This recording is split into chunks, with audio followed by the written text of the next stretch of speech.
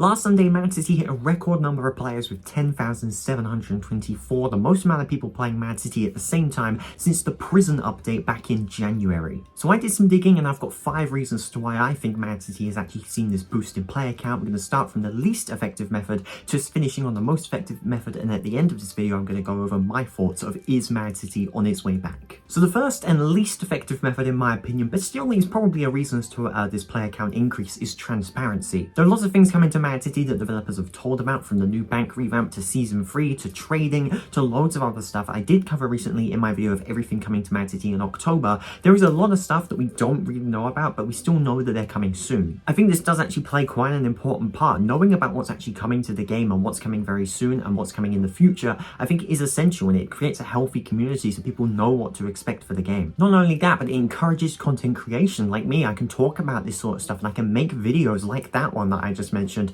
detailing this sort of stuff, and there's hype and there's excitement and people can talk about it, and it raises the attention and publicity of the game. If they just release something with no prior announcement, it's this big thing that they haven't even spoken about, it wouldn't get as nearly as much hype. If they announce something and then within the next month release that thing, it's so much better. There's so much more talking points, so much more content, so much more social media attention, so much more hype for that than if it just soft launched and immediately released. While knowing what's coming to the game is good, I think improving the current game is even better. That's why for number 4 on this list I've gone with optimization.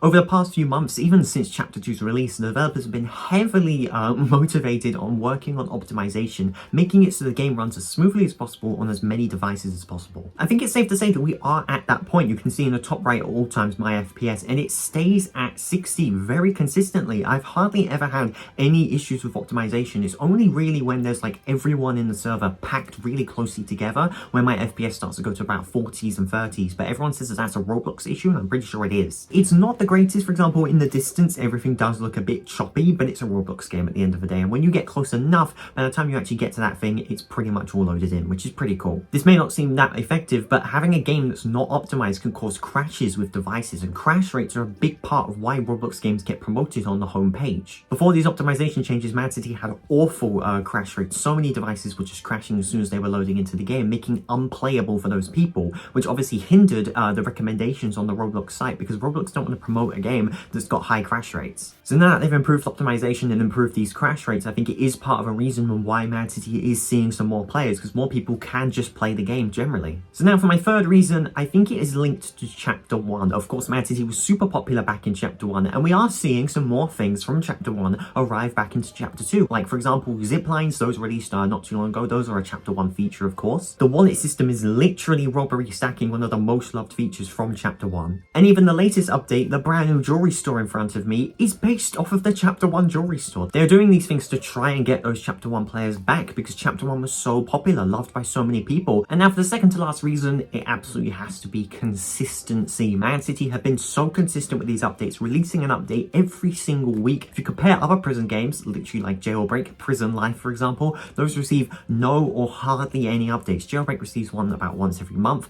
Prison Life hasn't received any in literally years, and Man City has been here updating every single week with these things that are awesome. Like the latest update was really cool. Back in kind of early September, we had the money truck and the wallet. We've had these awesome updates releasing, and I think combined with that, and obviously them being transparent as we mentioned earlier, I think it's a huge part of why it's so popular. But none of that, in my opinion, compares to the number 1 reason. Why did Man City last weekend, and only last weekend, get a boost in players? Because, you know, these weekly updates have been happening for months. We've got transparency for quite a while. There must be something brand new that's happened that's caused a surge in players. Of course there has been. PlayStation released to Roblox. It's a brand new platform for people to play the game on, and Eli, one of the Man City managers, reported that over 2,000 people on that weekend, when Man City had a giant player count, was actually playing on a console. Not many people play on Xbox, so if we actually take away those 2,000 players, then we've got about 8,500 playing on that Sunday, which is about normally what Man City gets. Of course, the other 4 reasons are brilliant, and I'm sure that they have helped the player count out tremendously, but getting that 10,000 players, I think, is fully attributed to PlayStation players. So I think I kind of answered my own question,